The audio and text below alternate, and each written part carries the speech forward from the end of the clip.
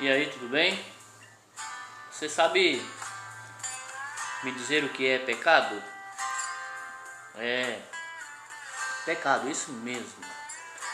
Quero trabalhar um pouquinho com você nessa manhã sobre esse tema, pecado. Não se distrair não. A minha intenção aqui é levar você a refletir sobre algumas coisas que dizem respeito a você mesmo.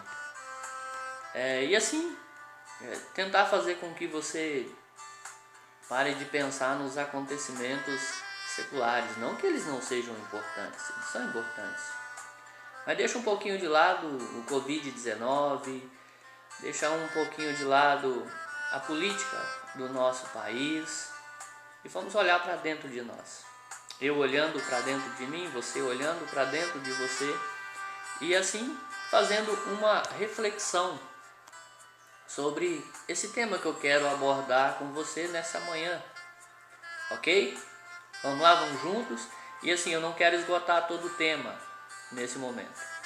Quero deixar um pouquinho para um outro momento para nós concluirmos.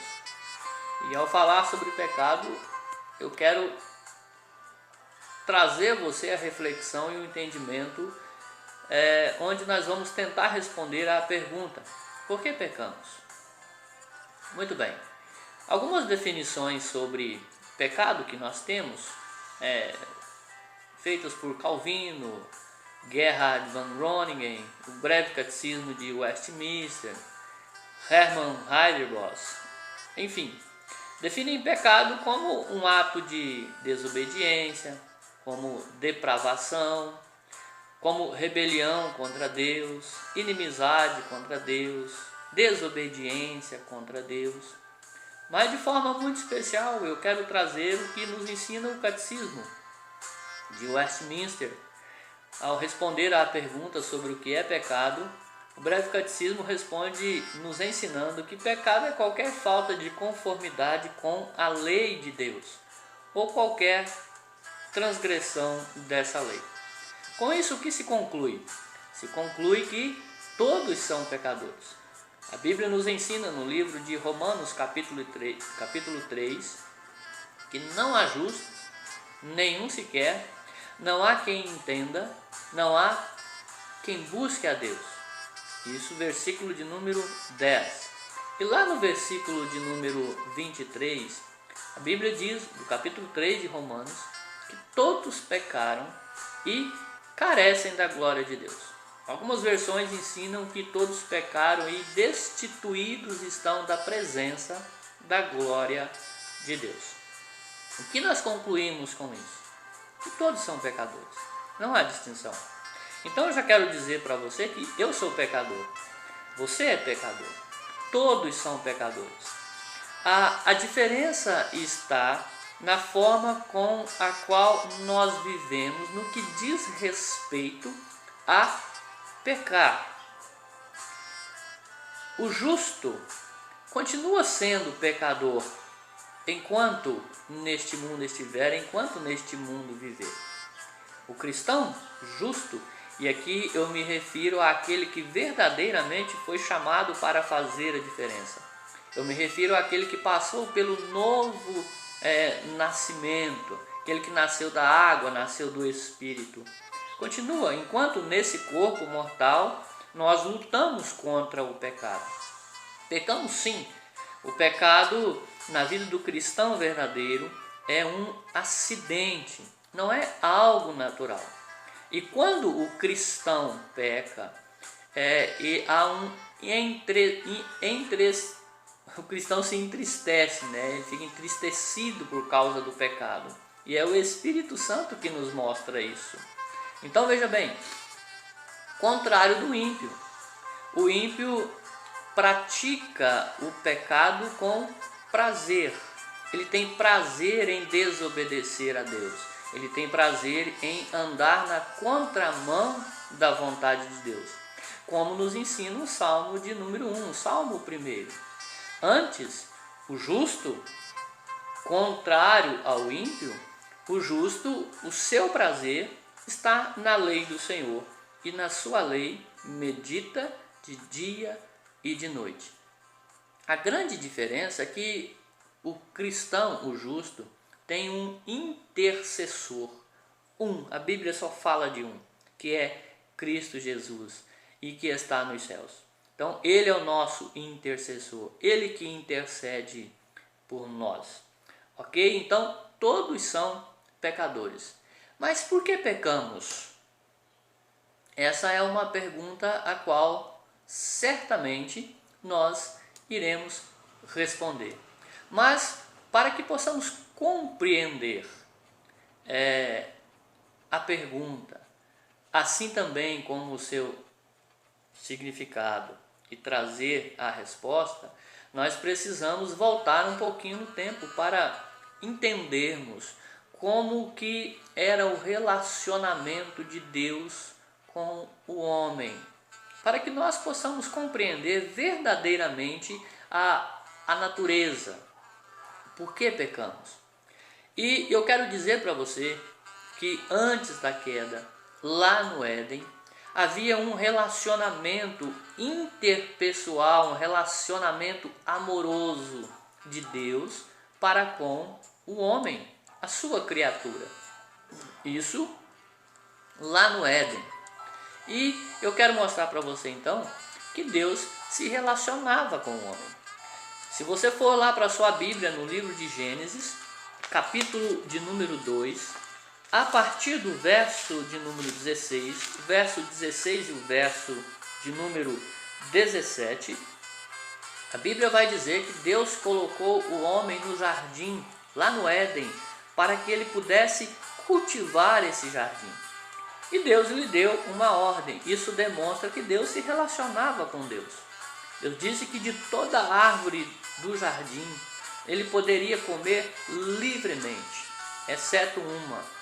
Um pouquinho antes, no capítulo 1, verso de número 28, a Bíblia já dizia que Deus, após criar o homem, após criar homem e mulher à sua imagem e semelhança, Deus os abençoou e disse: sede fecundos, multiplicai, povoai a terra, dominai sobre todas as criaturas. Isso é relacionamento.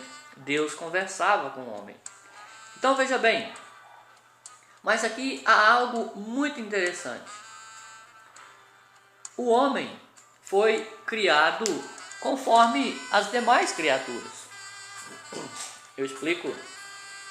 O homem é criação de Deus. Foi criado pelo poder da palavra de Deus. Qual que é a diferença então? Se o homem foi criado como as demais criaturas, no sentido de que é obra da criação de Deus, qual é a diferença?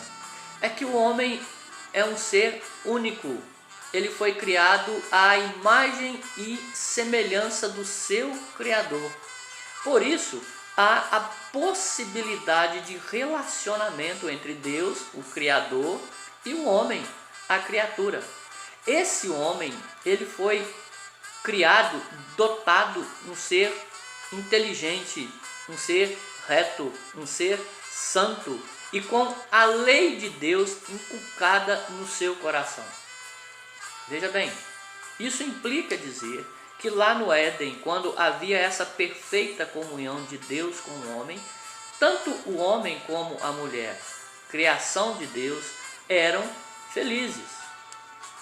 Tá, mas como é que nós podemos compreender esse relacionamento de amor, de amizade, de felicidade entre criatura, que é o homem, e o seu Criador, Deus?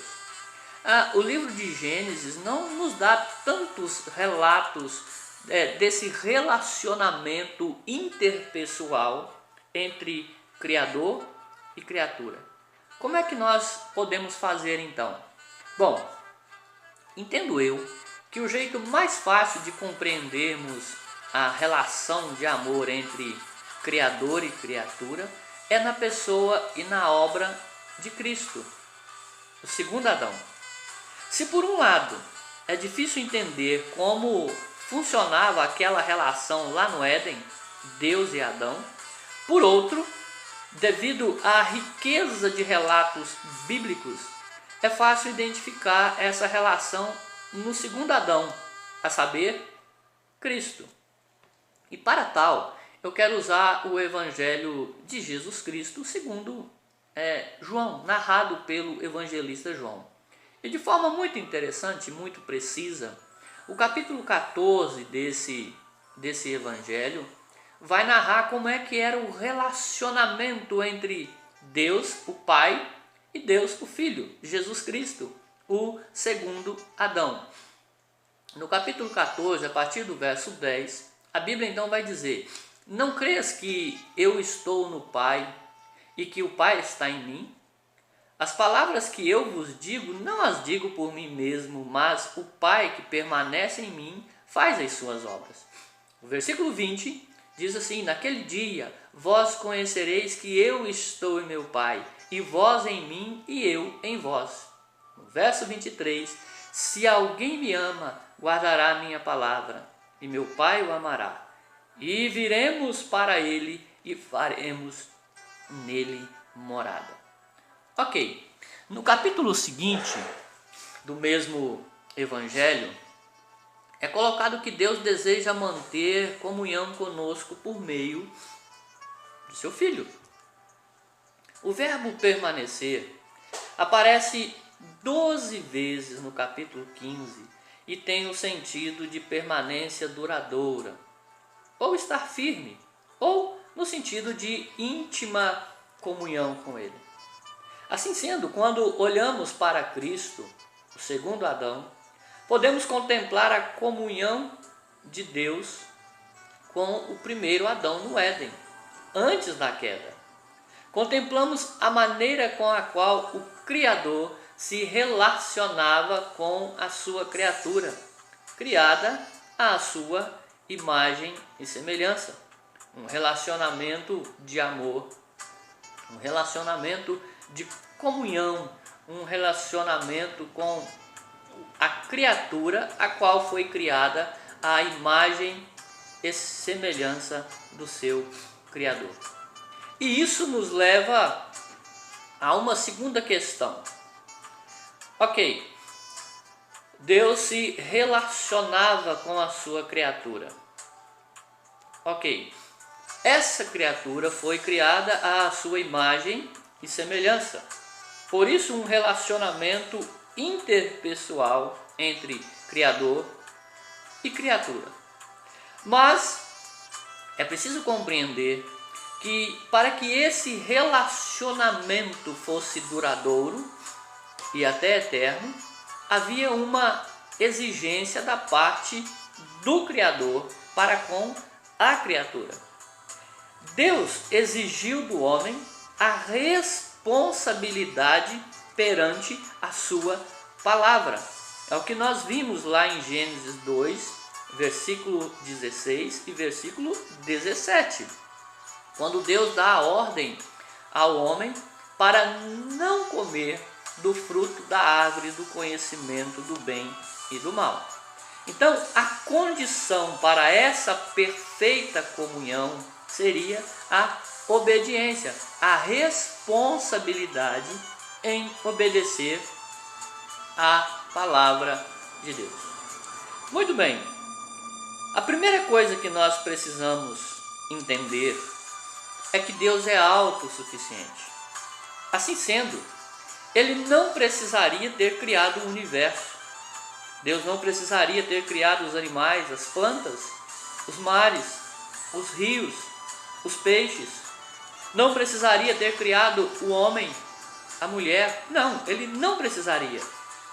Afinal, Ele é Deus, eternamente Deus. Então veja bem, a criação depende da palavra criadora. Não o Criador depende da criação. Mas a sua palavra traz à existência as coisas que não existiam, que não eram. Como entender tudo isso?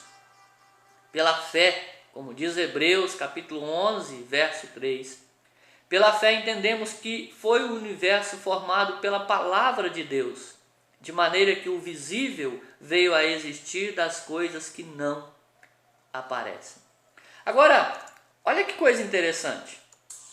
Pela fé, entendemos que Deus quis compartilhar seu favor divino, seu compassivo amor por nós. Quando Deus cria o homem, diferentemente de todas as demais criaturas, porque Ele o cria à sua imagem e semelhança, Deus o acolhe à sua presença e o dá a si mesmo. É por isso que nós amamos a Deus. E esse amor por Deus é fruto do amor de Deus por nós, como nos ensina 1 João capítulo 4, verso 19, quando ele diz que nós amamos a Deus porque Ele nos amou primeiro. E é esse o fato pelo qual nós fomos criados à imagem e semelhança de Deus. Por causa disso, por causa dessa maneira a qual o homem foi criado, o homem então era capaz de responder com obediência total ao seu Criador. Por isso é que foi colocada a condição de permanecer na comunhão e no amor de Deus mediante obediência. Dessa responsabilidade humana em obedecer dependia o rumo que a existência humana tomaria. Também entendo que aqui, olhando apenas para os relatos do livro de Gênesis, não dá para cogitar ou presumir como seria se Adão tivesse obedecido. Assim sendo, tomo mais uma vez o exemplo do segundo Adão, a saber, Cristo, que em seu ministério e em sua perfeita obediência assegurou o destino eterno daqueles que viriam a crer nele.